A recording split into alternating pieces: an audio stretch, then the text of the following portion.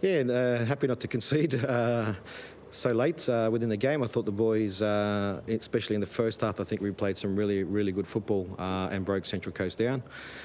Second half, we probably didn't create as much opportunities as we would have liked. They started to come, they started to load the line. They're a hard team to play against anyway because they do throw a lot of bodies forward. So with the last 10 minutes, we went to shut shop, and like I said, I'm disappointed that we conceded the late goal, but most important is that we walk away with the 3 points. 10 years, 107 games.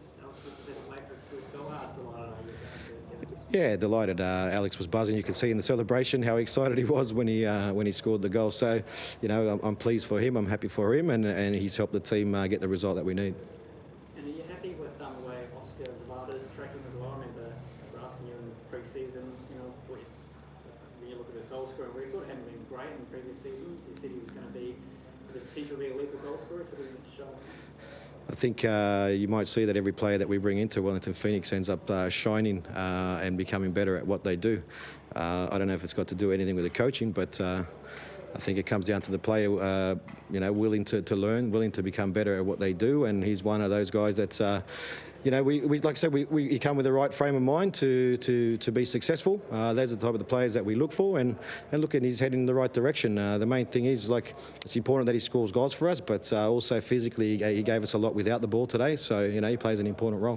What happened at the end there? Looked like, did Ollie get a boot to the hand? Yeah, I think it was a boot to the hand, that's what Ollie said, but I need to see, it was too far away, so the game was done, so I don't understand why it even happens. Yeah, because there's been a few times now after games where Phoenix have been involved in a melee at the end there. Is that something that the team needs to sort out? I don't think we're the ones starting the melee, so I don't think there's anything to sort out. Just on Oscar, what are you seeing from him that is allowing him to be prolific now? Because I think he always worked hard from day one.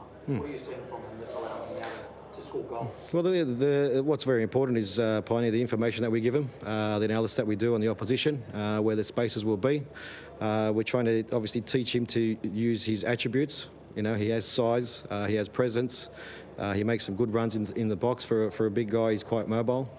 So for us, we just continually work with all individuals, although it's a collective, but we work with individuals to make them better at what they do. And like I said, for me, it's easy as a coach when players are willing to learn and willing to get better at what they do. Do you have any update on Clayton Lewis? I wouldn't have a clue at the moment. So he obviously hasn't done a serious injury, strapped himself up, and just 6 months. Yeah, I think he went. We got him on the bike at half time just to keep it moving, and I think he went too cold, so just to continue. And to be honest, we weren't planning on playing roofs 90 minutes, but we had to continue that way when we had to make the sub with Clay. Just at the end, when you're sort of, I guess, sitting and they're coming at you, is there any thought that you're inviting pressure, or are you just happy with that sort of 5-4 that you set up? Yeah, look, it's a difficult one, Pioneer. You've got to make a decision on the sideline and what's best for the team at that moment, and they started to throw a lot of bodies forward, so we needed to get at least close and match up with the numbers that were thrown forward. And unfortunately, what that does is we don't have pressure in the top half with one player, but one thing that it definitely does is gives us enough players to deal with balls into the box and enough bodies around to deal with that. And look, like I said, they probably scored that goal with I don't know how many players were in that box in that last goal. So it's one of those ones where you take a risk. We were 2-0 up. The decision was made 10 minutes before the final whistle. So it's one of those risk-free reward at the moment. You give up something, which is maybe having the ball, but I think it got us through the game, which was most important.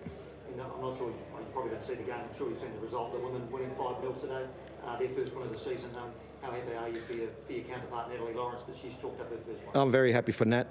The girls, look, for me, every game that I see and every game that I watch, they work hard, they run for each other.